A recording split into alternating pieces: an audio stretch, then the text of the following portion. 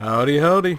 Sudella here, and welcome to our episode of The Value of Chevrons.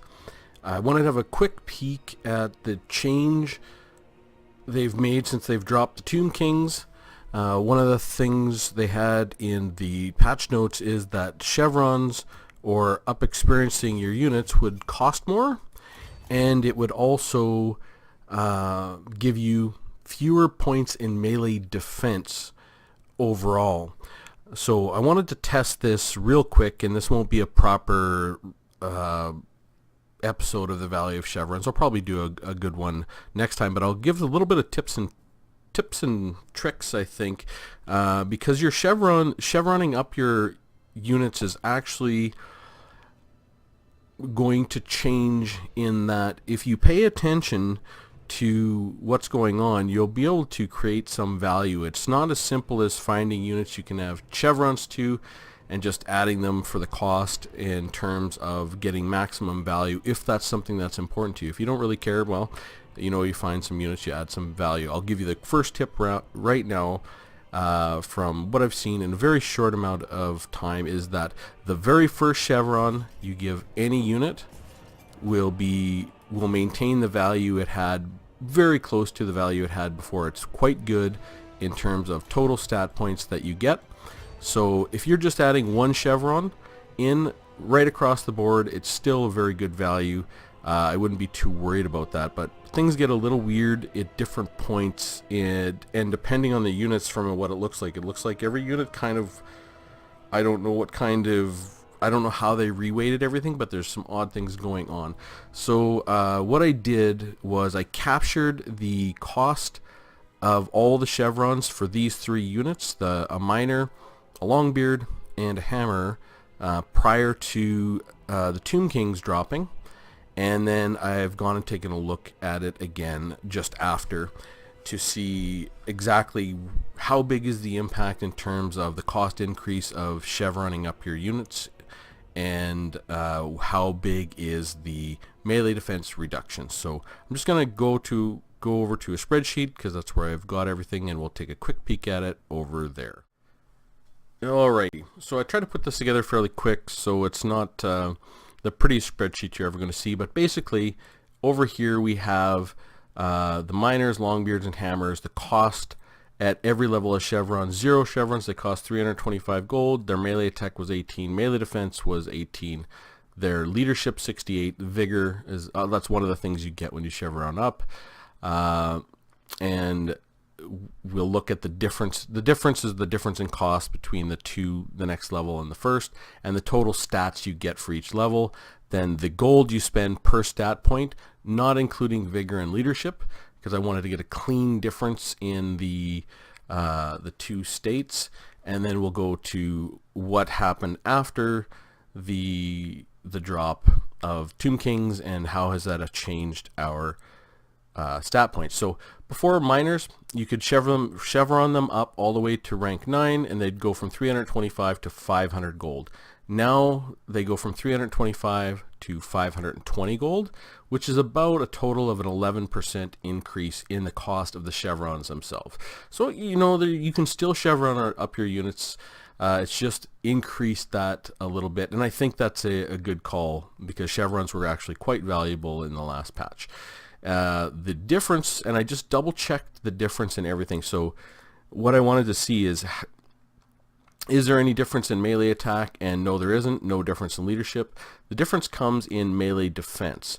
So you can see on your first 4 ranks of the miner, your melee defense is no different than it used to be. So only at rank 4 does it change.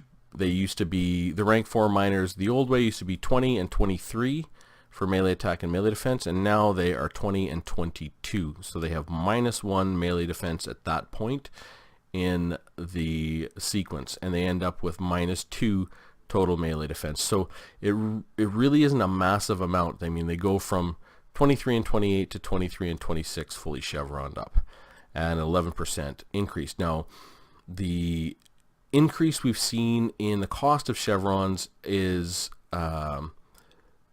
reduced as you go up in total cost of the unit. So longbeards, the total cost went from 909 to 929, which equals 7.72% increase as opposed to the miners. And the hammers went up from 1476 to 1496, which is a total of 5.32%. You can see really we're looking at 500 to 520, 909 to 929, 1476 to 1496. It's basically all of these are 20 gold. So if you want to think of it this way, the value of chevrons has been redistributed to be more powerful in more expensive units, because we got a 20 gold increase for miners who start at 325 and only a 20 gold increase for hammers that start at 1100. It doesn't quite work like that, but in essence, if you want to consider that it's just a straight increase across the board, which will just proportionately affect lower tier units as far as the total cost. So you'll see, I mean, you don't really see lots of really expensive units chevroned up anyways, so really it's going to hit your low tier units the hardest, if that's how you want to think about it. And in terms of the distribution of stats, so the miners were at say ended up at 23 and 28, and you can see the stat points. They'd get +3 for one chevron, 2 for the next 3, 3, 3, 2, 3, 2, 4, and now they get, for their total stats, they get is 3, 2, 3, 2, 3, 1, 3, 2, 4, and you get some really weird things going on depending on what unit you're looking at in terms of where their stats land and they are most valuable. Like there's one rank when you go from miners from rank 5 to rank 6, so 5 chevrons to 6 chevrons, you don't even get a stat point increase in terms of melee attack and melee defense. They're precisely the same. 21 melee attack, 23 melee defense. You just get an increase in leadership from 73 to 74. And of course, you'll get a little vigor. So you're actually paying 22 gold, 22 gold for fundamentally almost nothing when it comes to that. So if you're going to be ranking up your units, you really have to pay attention to where these stat points are landing. So one chevron is universally good across the board from what, I mean, I can't say that for every single unit, but it looks that way for these 3 units. And then you get these kind of weird things going on depending on where you are in there. So the way to do this, to look at it yourself, you mean you don't got to make a spreadsheet or do anything like this, is you can just observe the units that you're really interested in, considering chevroning them, giving them a couple stat points in a multiplayer battle, and we'll just go take a look at that really quick. So to look at the chevrons, and what I mean by you have to look at where you stop. You can't just, put 2 chevrons in and think, okay, that's going to be the same. That's going to be precisely the midpoint between 1 chevron and 3 chevrons. That's not how this works. You have to pay attention. So if you look at your longbeards, again, you start at 30 melee attack and 48 melee defense. You put 1 chevron in there, and you go from 31 to 50. So that's 3 stat points. It's really, really good. So that 1 chevron is quite good. Now, if you put a second one on, you go from 31 and 50 to 31 and 51. So you can see it's costing you 29 and 28, which is a little bit less, but you're in the first one, you're getting 3 stat points, 30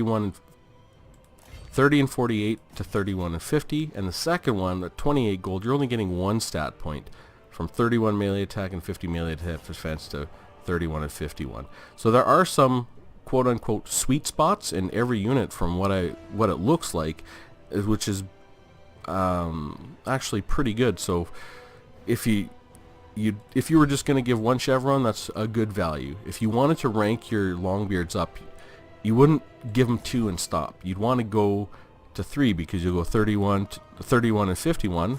Now you're at 32 and 53. So you see that we've gone on that 3rd chevron, we've gotten another 3 stat point boost. So that's a much better place to stop chevroning up. And the same thing, you go 32 and 53, 3253, 3355. So 4 is a good place to stop too. 5, again, you're only getting 1 melee defense, so you wouldn't want to stop at 5 chevrons. So what I'm saying is, if this is not really something you're too bothered by, you know, give them a chevron and you're good, or you can just use up your gold at the end. But if this is something you're really considering as a means to get a slight edge by thinking about how you're going to use your chevrons, really pay attention to exactly how many they go up with every rank. And it's quite quick to sort it out for each unit, no matter who you pick, to go and take a look at what effect each chevron makes. Just pay attention down here and you'll sort out the sweet spots, and they will be a little more, they'll be more clear now that the melee defense has been dropped in general by 3 melee defense at 9, 3 melee defense points at 9 chevrons, looks like across the board. So anyways, I hope that's been helpful to anyone who's wondering what the melee defense differences are and the chevron cost differences are and how those are going to affect your armies in just a broad stroke. And you know, we'll continue on. I'll continue on looking at the Lizardmen essential units, but I'm probably going to have a quick go at the Tomb Kings. You know, preliminary testing is that I think everyone's showing that the Tomb Kings infantry is pretty poor, and it is just awful against dwarf infantry in terms of your sword and board, you know, your axe and your shield infantry. Really shine against the Tomb Kings, you know, because they tend to have very low armor. So the fact that your one-handers have low armor piercing doesn't seem to matter as much. Anyways, that's it. Hope you found it interesting, and if you did and you want to see more videos like that, subscribe, like, and comment, particularly if you've noticed any changes that are particularly important in your online matches. I'd love to hear it. Alright, I'll see you soon.